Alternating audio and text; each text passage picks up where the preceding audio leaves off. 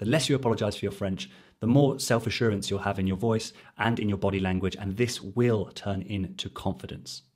To those of you out there who have a tendency to apologize for your French by saying something like, je suis désolé pour mon français, or something like that, I want to tell you to stop. Because what you're doing when you do this is you're conveying a message to not only the other person, but to your own subconscious about how you see yourself. And what this is doing is becoming confident speaking the French language that little bit harder. In today's video, I want to talk to you not only about why you shouldn't apologize for your French, but also what you can do instead to get you on a path to confidence. Du coup, si vous êtes prêts, allez, c'est parti. Salut tout le monde and bienvenue to a new video here on French in Plain Sight. My name is Alex. I'm an English guy turned French coach living in the sunny south of France. Now, French confidence, especially when speaking, definitely comes from external sources, such as from a nice compliment from a native speaker or someone who's been learning the language longer than you. However, what a lot of us don't realize, and what I've come to realize through my own journey learning the language and having to speak here in France where natives are all around me, is that a lot of it comes from your own ability to believe in yourself and your abilities. I found that if you say to yourself internally or out loud that you aren't good at French, then this will likely manifest itself in a future conversation or conversations in the form of an apology, which in turn reinforces the belief that you aren't good at French. Such a little thing, right, but can have such a big impact. A negative impact. And one thing this does is actually makes it harder for you to receive and accept compliments about your French, which is not good, right? Because if you actually allow them in and you accept them, they start to build and then reinforce a positive belief about your French. This all stems from something as little as apologizing for your French when you don't need to. So even if you don't believe you're good at French right now, stop apologizing and follow the advice in this video. Qu'est-ce que tu as à perdre? What do you have to lose? Now, I believe over the course of our lives, we have a duty to ourselves to be the best version of ourselves, to continue to learn and to strive to be better. And, you know, we all know this is not easy, but I personally would like to, when I grow old, not regret things that I didn't do. I'd rather know that I stepped outside my comfort zone and didn't just stay comfy because it was easier. Speaking a new language, especially when it's your first foreign language, it takes a hell of a lot of courage and there's a lot of discomfort that comes along with it. But I think if we were able to think about what it would be like giving advice to someone who is starting out learning something that we have mastered, we would be telling them how normal it is to find the things that seem like they should be simple to be difficult, and that it will get better, and it's just completely normal to feel exhausted over the smallest thing, because now we've come through that and we can do it without breaking a sweat. But when we're learning French and it's our story and we're sort of at this very uncomfortable yet long phase where conversation is difficult, we forget to be able to take that step back and just imagine that this is just temporary and it's going to get better. And so we allow ourselves to get down on ourselves, right? Which is completely normal. But it makes me sad when I hear French learners say things like, je suis désolé pour mon français, ou mon français est mauvais. It makes me sad. And ça me rend triste because it shows immediately, and I know this because I've come out the other side, it shows immediately that you aren't confident in your ability, which is fine. Like, it's normal not to be confident a lot of the way through, but it's as if it's somehow a bad thing that you're still learning when you say sorry for your French, you know? Who cares if you're 55 and still finding it difficult? Maybe you started 5 years ago and only really found the method that worked for you 6 months ago. It's bound to be difficult. It's completely normal. If you were to think about yourself in 2 years' time who's gone hard on French, you'd tell yourself it's temporary, it's going to pass, you're going to get through it, right? So there's no point apologizing for where you are now. It is where you have to be right now.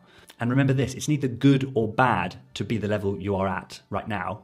It just is. It just is. It's just factual. Now, I believe that apologizing to the other person shows them that you care about what they think of your French.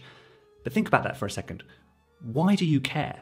For the most part, why do you care that they would have an opinion about your French? It doesn't actually help you whether they think it's good or bad. It just is. If you're spending time with someone who is judgmental about your French and you're trying to impress them, when it's just sort of a waste of energy. You are just where you're at right now. If you know that you're a determined person and you're going to keep working on it, it's going to get better. It doesn't help you at all to apologize to them about your French. You know, often you might want to say that you don't want to waste the other person's time. And of course, this is very considerate of you.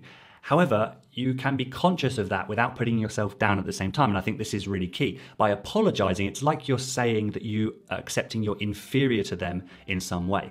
It only serves to make you feel bad or worse about your French. So don't apologize. On top of that, apologizing also increases the chance that you're going to get a reply in English. Now, I've already done a video on what we can do to keep conversations in French. Basically, it takes guts and perseverance to get a conversation into French or to keep one in French, especially when you're a new speaker and things are difficult and slow and bumpy. But one thing that makes that task easier is if the other person never switches to English in the first place. And if you apologize, just think for a second, the other person, most people on some level are going to feel bad for you, right? You're apologizing for your French, they're going to feel bad for you. And the people who speak enough English to be confident in it are going to want to help you out. And the way they would see helping you out is to switch to English. And then you create another challenge for yourself because then you want to think, no, but I want to keep practicing French, I want to get it back into French. So if you can stop it going to English in the first place, you're going to be better off, even if it's just for another 30 seconds. So don't apologize, even if just for that reason. So what should you do instead of apologizing for your French? So there are two, as far as I see it. The first one is to say nothing.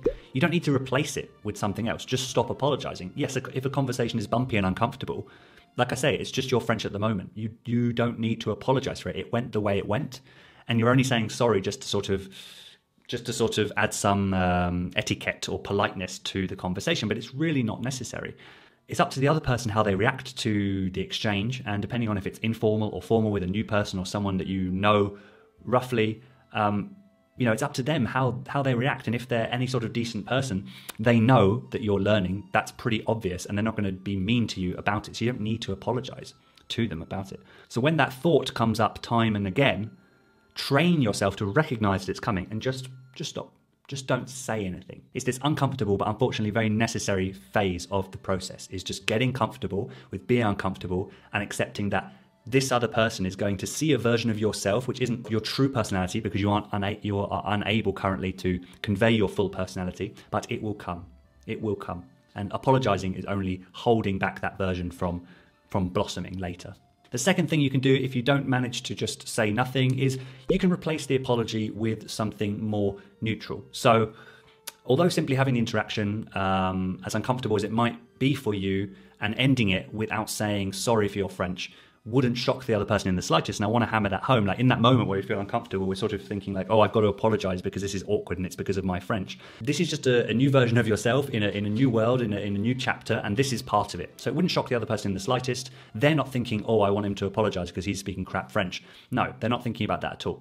It's likely that you're in the habit of automatically apologizing. So you'll still feel the need to say something just to fill that space and maybe that silence, which you feel has gone on for a long time, but actually hasn't.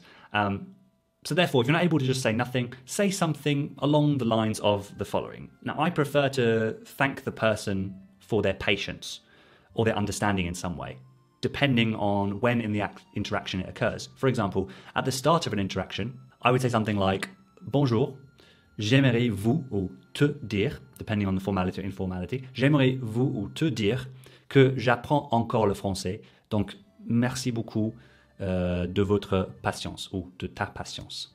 Or alternatively, something like Bonjour, j'aimerais vous dire ou j'aimerais te dire que le français n'est pas ma langue maternelle, donc merci de votre patience ou merci de ta patience. And if it's at the end of an interaction, just simply thank them for their patience. Merci de votre patience ou merci de ta patience. Obviously, adapt the sentence to something that you feel is, although foreign, feels like something you would feel comfortable saying for the situations that you are likely to be in and for your personality. Use translators like DeepL or Context Reverso if you want to translate something.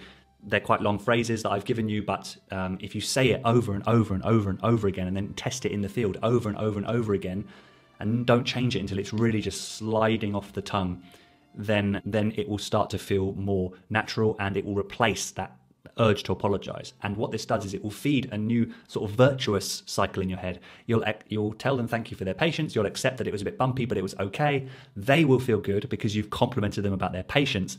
So, it makes them feel good about themselves. Patience is a virtue. And I don't know about you, but when someone points out that I'm patient, I might only reply with don't mention it or c'est normal. But inside, I'm a little bit happy that someone has appreciated my patience. And it's the same way in French. So you should prepare one sentence, just one, and say it over and over and over and encore et encore et encore until it becomes natural and replaces the urge to apologize. Oh, and a note on language exchanges or tutor or teaching sessions. If you are apologizing in the environment which is made for you to practice and to learn and to make mistakes, then absolutely do not ever apologize for your French. Like I say, it is made for you to practice and to get things wrong. You're basically supposed to show up and mess up.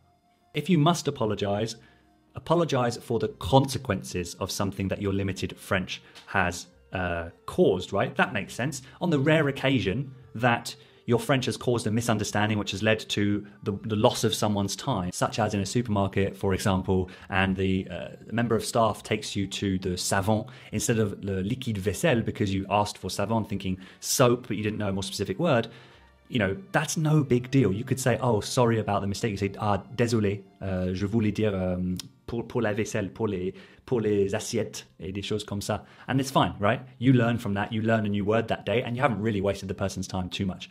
Or something else, like maybe you're doing some French administration at the préfecture, and you mistook the question about your country of birth. You heard votre pays rather than votre pays de naissance. I don't know, it's a random example. And you said la France instead of le Royaume-Uni. And this could cause some administrative hold-ups, whatever. It might happen, so be it. I'm going to apologize for the consequences of this, but don't apologize for your French.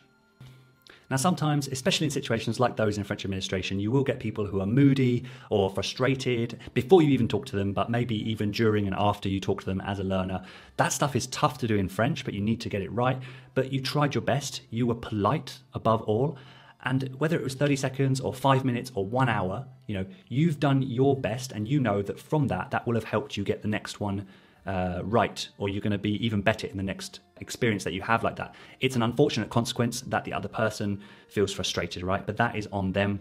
You can't apologize for that. So you can't please everyone. So just please yourself. Keep pushing on. Keep putting yourself out there. Don't apologize for your French. And if you do need a phrase to say, then thank them for their patience. Merci de votre patience. The less you apologize for your French, the more self-assurance you'll have in your voice and in your body language, and this will turn into confidence. Voilà, c'est tout pour cette vidéo. If you're someone who is lacking confidence in your spoken French, you can download my free guide, which contains my 6 top tips and techniques that I've had to learn on my journey, not only learning French, but learning French whilst living in a French-speaking country. You can get your free copy by clicking the link down in the description below.